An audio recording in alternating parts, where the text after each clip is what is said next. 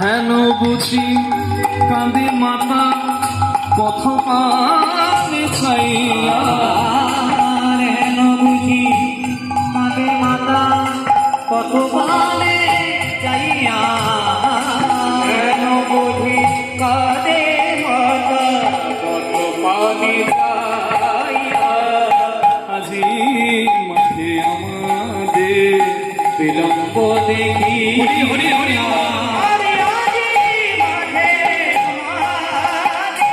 মা বুঝি মোদের ডাকিছে শ্রীদা, বুঝি মোদের ডাকেছে সীতা, আর খেলা তাই ভালো লাগে না, বুঝি মোদের ডাকেছে সীতা, বলিয়ার খেলা ভালো লাগে না, মা বুঝি মোদের মাঝে তারা। হরি বল।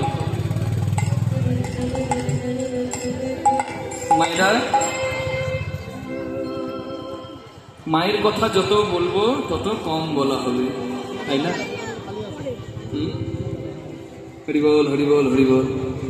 আমি পশ্চিম বর্ধমান জেলার দোমানি গ্রামে কীর্তন করতে গিয়েছিলাম। আসানসোলের কাছে দোমোহানি বাজার, আর ওই বাজারের পাশে গ্রাম। মায়ের নাম হচ্ছে অনিমা।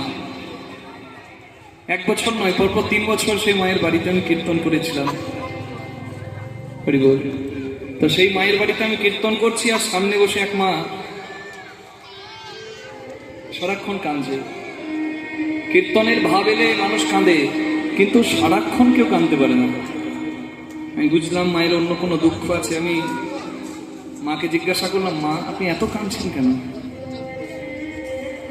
আমার হাতটা ধরে বলল, কৃষ্ণদাস বাবা,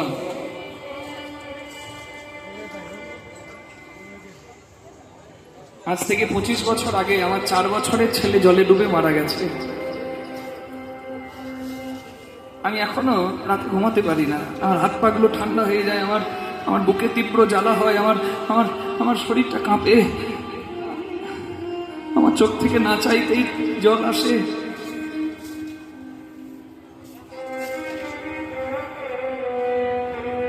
আমার ছেলে আর যদি বেঁচে থাকতো ঠিক তোমার মতো হতো। আমার বড় স্বপ্ন ছিল আমার ছেলে কীর্তন গাইবে, আমি শুনবো। আমার খোকাকে তো প্রভু কেড়ে নিয়েছে। তোমাকে মোবাইলে দেখেছিলাম, আজকে সামনে বসে দেখছি। তো বাবা, আমার দেখে তোমাকে মনে হচ্ছে যেন আমার খোকা দাঁড়িয়ে কীর্তন করছে। আমি ওই মাকে সান্ত্বনা দিয়ে বলেছিলাম, মাগো, গর্ভে ধারণ করলেই কি মা হয়?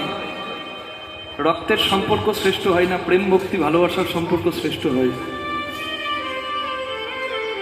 মাতৃত্ব যে পালন করে সে গর্ভধারিণী না হলেও তো মা। আজ থেকে তুমি জানবে তোমার একটা ছেলে আছে। এখনো আমাকে প্রতিদিন না হলেও 2-1 দিন পর পর ফোন করে খবর নেয়। আমি যদি ফোন না ধরি, আমার ঘরে ফোন করবে, আমার দলের লোককে ফোন করবে, খোকা কোথায়? জয় রাধে, হরি বল হরি বল হরি বল। আমি মাকে দেখে বুঝতে পেরেছিলাম যে 25 বছরের আগে সন্তান মারা গেছে, এখনো মা স্বাভাবিক হতে পারেনি। মায়ের জীবনটা কতটা কষ্টের চিন্তা করুন তো। যে ছেলেটা মারা যায় সে কারোর ভাই, কারোর বন্ধু, কারোর আপনজন, কারোর আত্মীয় স্বজন, কারোর স্বামী, কিন্তু ওই ছেলেটা তার নিজের মায়ের দেহের অংশ। মা কাঁদানো ভালো নয়। নাম চল ঘরে যায়। যে ছেলে মা বাবাকে কাঁদায় আর উত্তর ভারত দক্ষিণ ভারত তীর্থ করে বেড়ায়, তার তীর্থে পুণ্য নাই। আমার কথা নয়, নরহরিদাস ঠাকুর বলেছেন, তীর্থ ভ্রম জানবে পণ্ডশ্রম। হ্যাঁ, যদি না থাকে সাধুগুরু গোবিন্দের চরণ। তীর্থভ্রম পণ্ডশ্রম মনের ভ্রম সর্বসিদ্ধেই মাতা পিতা গুরু গোবিন্দের শ্রীচরণ। মা বাবা প্রথম গুরু। সকাল চল আর নয়, এবার ঘরে যাব। বলরাম